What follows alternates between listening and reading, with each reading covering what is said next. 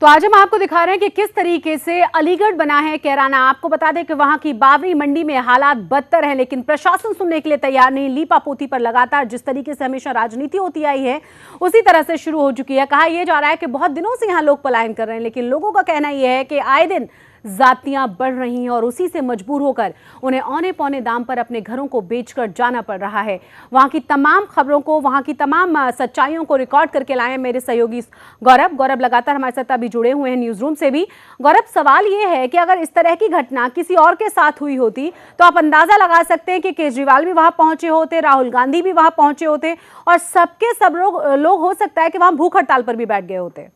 बिल्कुल निश्चित तौर पर शशि, और दिल्ली की अगर बात करें, इस तरीके की तस्वीरें दिल्ली के राजधानी दिल्ली के अंदर देखने को मिल जाती हैं। पुणे की तस्वीरें देखने को मिल जाती हैं जहां राहुल गांधी पहुंच जाते हैं दलित के नाम पे।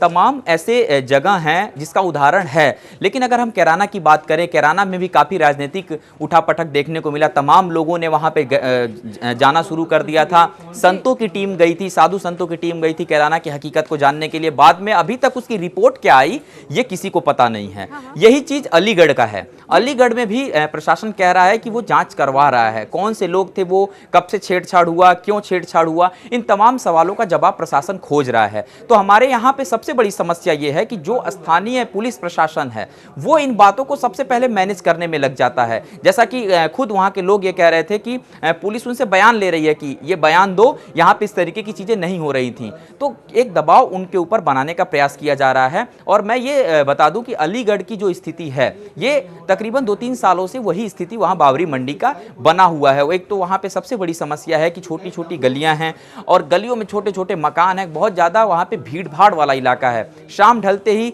तमाम लोग अपनी दुकानों के बाहर बैठ जाते हैं, महिलाएं नहीं निकल सकती हैं। असुरक्षा की भावना सबसे ज़्यादा है। और यदि प्रशासन इस चीज़ को सुधार ले तो हो सकता है कि वहाँ से पलायन रुक जाए, वहाँ से जो हिंदू वर्ग के लोग हैं वो पलायन ना करें। ये सबसे बड़ा विषय है अलीगढ़ का।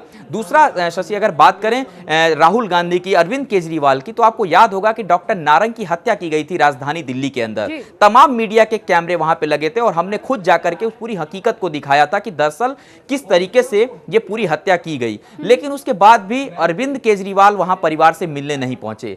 कोई भी आम आदमी पार्टी का नेता डॉक्टर नारंग के घर नहीं गया, क्योंकि वहां मसला वोट बैंक का नहीं था। वहां मसला बिल्कुल सिंसियर था कि एक मर्डर हुआ था। वहां पे जाकर के मीडिया को जवाब देना पड़ता कि राजधानी के अंदर ये क्या हो रहा है। लेकिन यहां पे अगर बात करें तो यहां पर वोट बैंक का मसला बनता है, इसलिए वो चले जाते हैं दलितों से मिलने के लिए। और अगर हम बात करें कैराना की, वहां पे भी बड़ा वोट बैंक का तबका है। अलीगढ़ की बात करें तो अलीगढ़ अखलाक का मामला भी देखा था ना गौरव, आपको याद होगा कि बाद में पता भी चला कि हाँ वो गाय का ही मांस था। रिपोर्ट्स भी किस तरीके से छुपा के रखी गई वो भी हमने देखा। करोड़ों रुपए दिए गए, साथ ही साथ वहां वो जो हुआ वो गलत था, लेकिन उसके पीछे की हकीकत को भी तो पूरी तरह से छुपाया गया था। उसके बारे में कोई बोला नहीं। सवाल तो यही ना कि तुष्टीकरण की राजनीति बहुत ज्यादा हो रही है। आप ही की रिपोर्ट जरा दर्शकों को दिखा दें कि किस तरीके से लोगों ने बताया कि दुकानें बंद करने की वजह क्या है और हालात कैसे बदतर हो गए हैं। हालात ये हैं कि इलाके में पुलिस जो है लगातार गश्त कर रही है और हर लोगों पे निगरानी रखी जा रही है। कुछ दिनों पहले की बात है कि कैराना में एक इसी तरीके की स्थिति आई थी, जिसके बाद से लोगों ने पलायन करना शुरू कर दिया था। आखिर अलीगढ़ के अंदर ये स्थिति क्यों है, मैं मकान पे दिखाऊंगा। ये देखिए, ये एक मकान के पास हम पहुँचे हैं जहाँ पे लिखा हुआ है कि यह मकान बिकाऊ है और इसके नीचे कॉन्टैक्ट नंबर यानी कि मोबाइल नंबर भी उन्होंने अपना छोड़ा हुआ है। हालांकि मकान और दुकान दोनों एक साथ लगे हुए हैं। आइए उनके परिवार से ही हम लोग बात करते हैं। ये आपने लिखा हुआ है कि दुकान मकान बिकाऊ है। इस तरीके की स्थिति अचानक से आप लोग क्यों आ गई, क्यों डर रहे हैं आप लोग? आए दिन कागे में झगड़े होते इसलिए डर लगता है और कोई बात नहीं। कुछ लोगों ने बोर्ड लगाया था कि दुकान बेच रहे मकान। आप भी इस तरीके से चाहते हैं क्या यहाँ से पलायन करें? हाँ, हम भी यही चाहते हैं, क्योंकि यहाँ पे माहौल बहुत ज़्यादा ख़राब है ना, इस वजह से जो गौरव, क्या प्रशासन की जिम्मेदारी नहीं है कि माहौल इतना ज्यादा खराब है कि लोग डर रहे हैं? क्या सरकार की जिम्मेदारी नहीं है कि माहौल इतना ज्यादा खराब कैसे हो गया और क्यों उन लोगों को पलायन वहां से किए जाने दे रहा है? जिस तरीके से राजनीति होती है, वोट मांगने के लिए तमाम लोग पहुंचते हैं, क्या वाकई में कोई सुध लेने वाला नहीं है इन लोगों की?